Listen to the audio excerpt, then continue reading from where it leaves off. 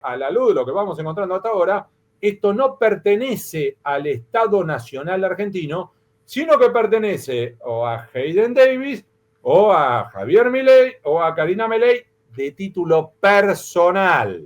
Y ahí es donde se puso picante la cosa. Porque incluso lo que hace la jueza para sostener esto, que si llega a ser de Javier Milei o de Karina Milei, es a título personal, es hasta incluso invocar un dictamen de la OA. ¿Cuál?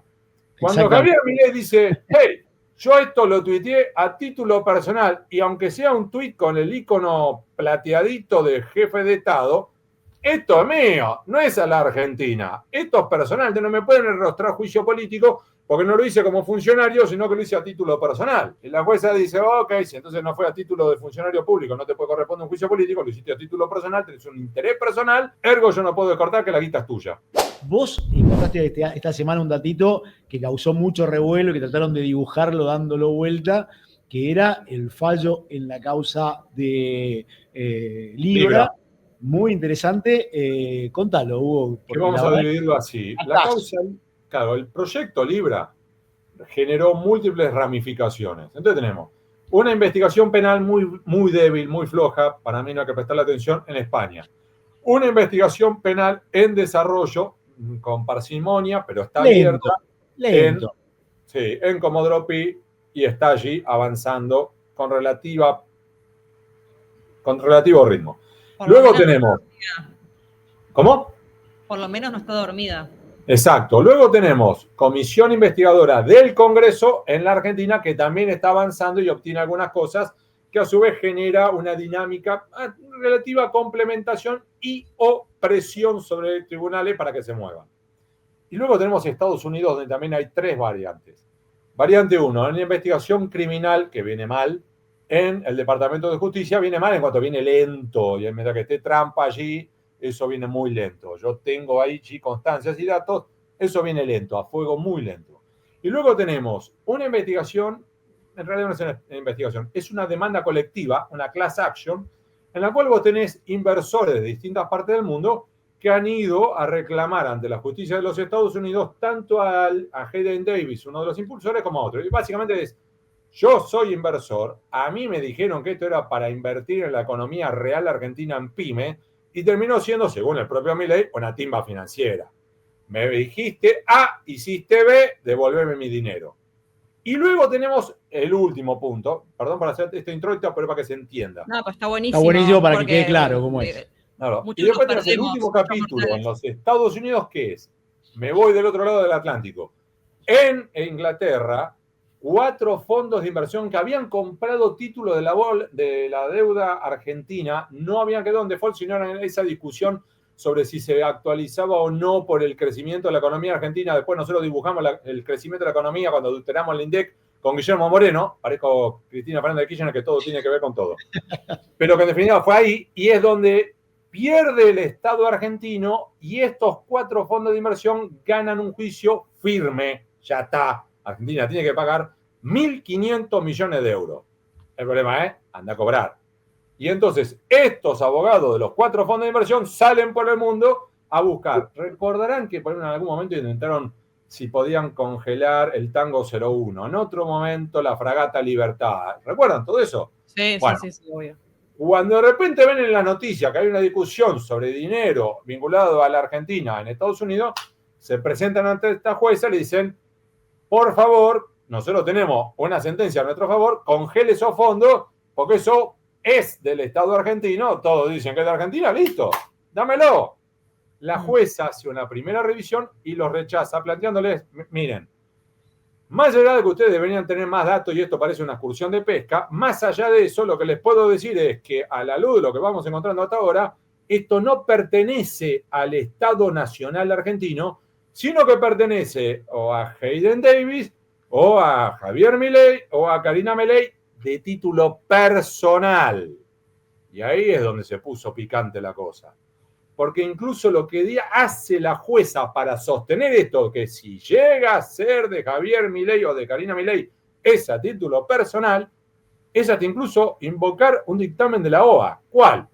Cuando Javier Milei dice, hey, Yo esto lo tuiteé a título personal y aunque sea un tuit con el icono plateadito de jefe de Estado, esto es mío, no es a la Argentina. Esto es personal, no me pueden enrostrar juicio político porque no lo hice como funcionario, sino que lo hice a título personal.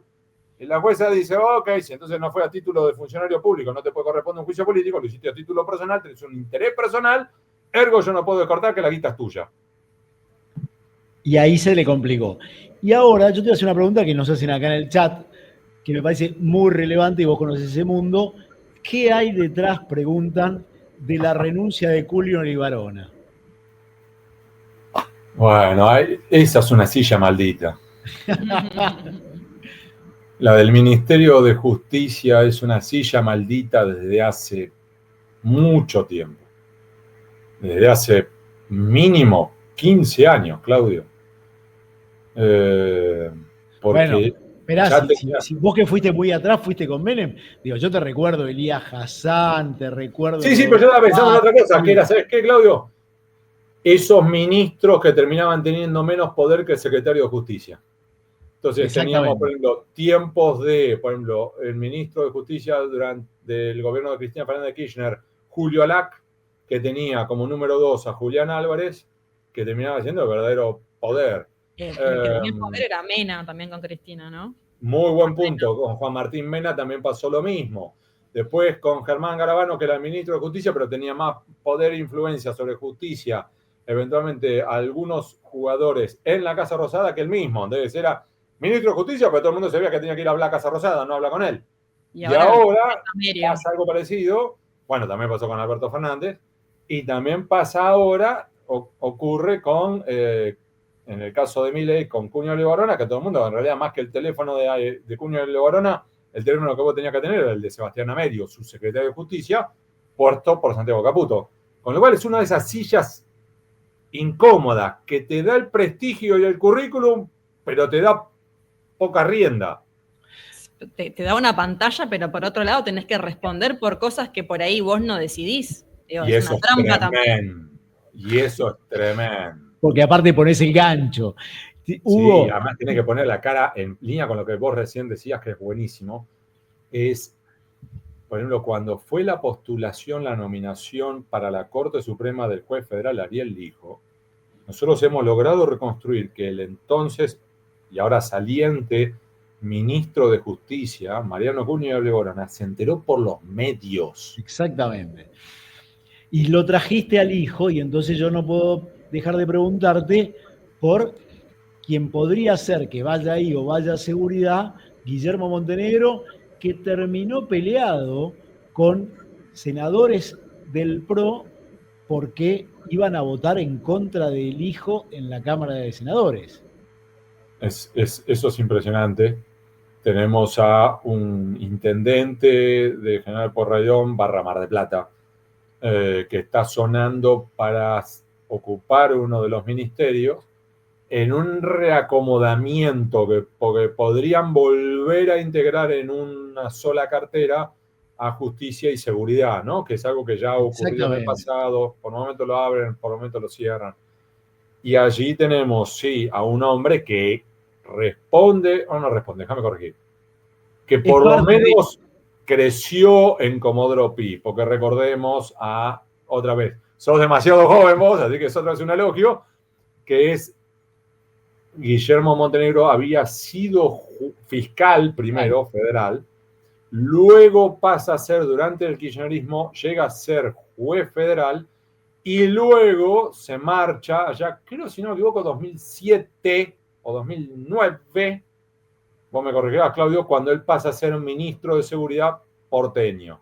Es decir, que él tiene un recorrido tanto en Comodoro Pi, donde todavía tiene una pata, como la otra en el mundo de la política / seguridad.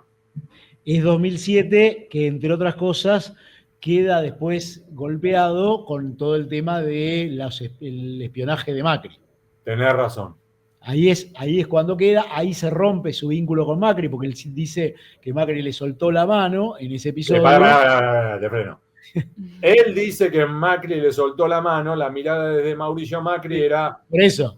Turrito, en la cadena de transmisión de las eventuales responsabilidades civiles, administrativas y penales, vos eras un eslabón intermedio y vos, porque eras amigo de los muchachos de Comodoro Pi, vos zafaste y yo seguía adentro. Exactamente. Ese fue el motivo de la ruptura con Mauricio Macri. Por eso es que si entra en el gabinete, así como entró ahora Pablo Quirno, es Macri diciendo, muchachos, no vendan que son nuestros, porque con estos no tengo nada que ver. Ya están Es que en más de su realidad, lado que claro. del mío. ¿Cómo? Ya están más del lado de Milei que el de Macri. Exacto, es que ya están pintados de violeta.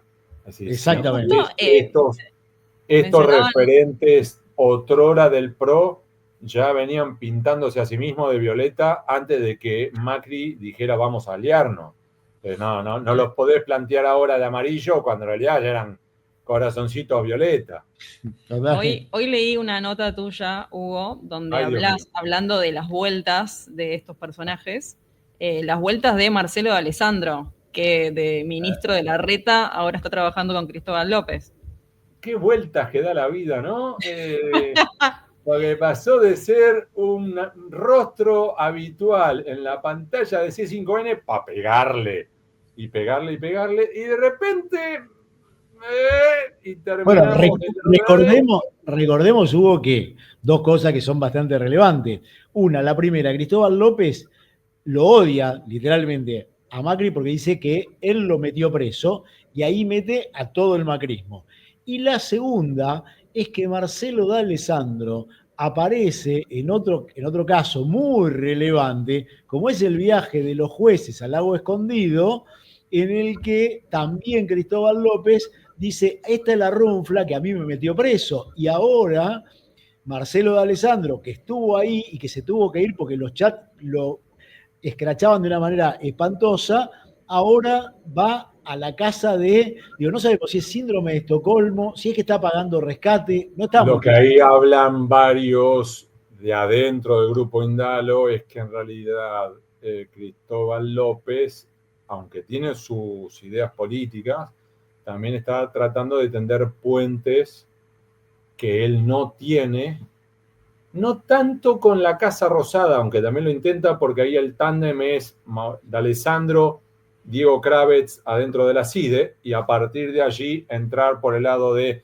Kravetz, CIDE y Santiago Caputo y seguir, pero también por el lado de lo que le ofrece D'Alessandro, que es su canal de diálogo abierto con justamente jueces, fiscales. Bueno, a mí lo que me dijeron de adentro es lo que está buscando Cristóbal es que como él tiene una causa en la corte, que esa causa, por la cual hoy está en libertad, que esa causa la pise la corte y no resuelva, y que ahí el operador con el Procurador General de Justicia y con el Procurador General de la Nación y con la corte opere para que esa causa se quede ahí dormidita. Estamos hablando de la causa Oil Combustibles, en la cual ellos quedaron... Vos conoces algo de esa causa. Donde Sousa quedaron peleados ahora. Sí, porque quedaron acusados por, en teoría, quedarse con dinero que era del Estado en impuestos, con ese dinero apalancarse, construir su imperio, su holding empresario, después meterse en moratorias que nunca pagaron, y en definitiva, construir un imperio con lo que no les correspondía.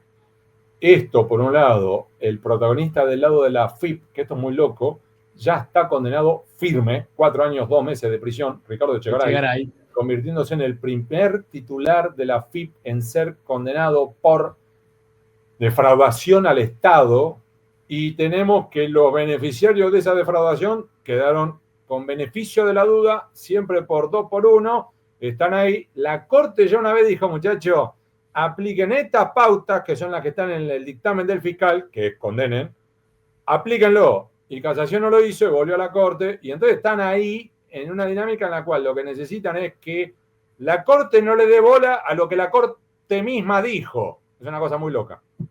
Increíble. Hugo, arrancaste diciendo, vengo con mucho laburo atrasado, no te vamos a retener más, pero al final, ¿viste que era cierto que todo tenía que ver con todo? Yo tengo una última. ¿Querés que yo haga ese comentario? Va a terminar apareciendo en un reel de Instagram. ¿Puedo meter una última? Vamos. vi tu nota con Iván Jagroski y dijiste que los jueces y fiscales tenían más miedo de Hugo Moyano o del Chiqui Tapia que de los presidentes. Quiero que No lo profundices un poquito ahí, me quedé con ganas de escuchar más. Sí. A ver, nosotros tendemos, y me incluyo, por deformación profesional, nosotros tendemos a creer o a pensar poder igual política. Y en realidad, al menos la impresión que yo tengo, es que los políticos suelen tener poder de alta intensidad, pero corta duración, con algunas pequeñas excepciones.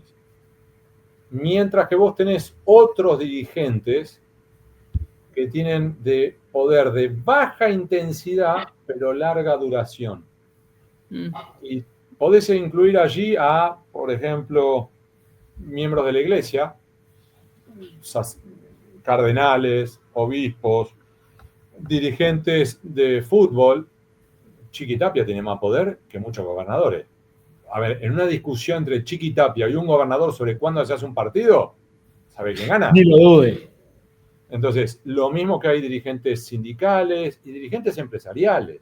Mencionábamos antes a JP Morgan. Cuando vos ves que bajan los muchachos de JP Morgan te puede tumbar no todos los países, pero a muchos países del mundo en 24 horas. Entonces, ese señor o esa señora tienen un poder exponencial. Y yo mencionaba eso, pero también podría mencionarte, por ejemplo, en el caso Chicone, a Jorge Brito padre, fallecido, que en paz descanse. No quisiera cargar la tinta con él porque no está aquí. Pero sí te puedo decir que él en su momento tuvo el mismo recorrido en tribunales, Vudú procesado, Echegaray procesado, él queda procesado y empieza el espinel de apelaciones. Brito, recordemos a los oyentes, en aquel momento, insisto, no quiero entrar con él, cargar las tintas porque no está aquí para plantear su posición, pero sí te puedo decir que mientras que iban en esas apelaciones, él que era el banquero privado argentino más grande de la Argentina, lo que me decían los fiscales en las instancias de apelación era: Hugo, por Vudú no me llama nadie. Por Brito me llaman diputados, senadores, fiscales, jueces, gobernadores, funcionarios de la Casa Rosada. Llaman todos. Eso es poder.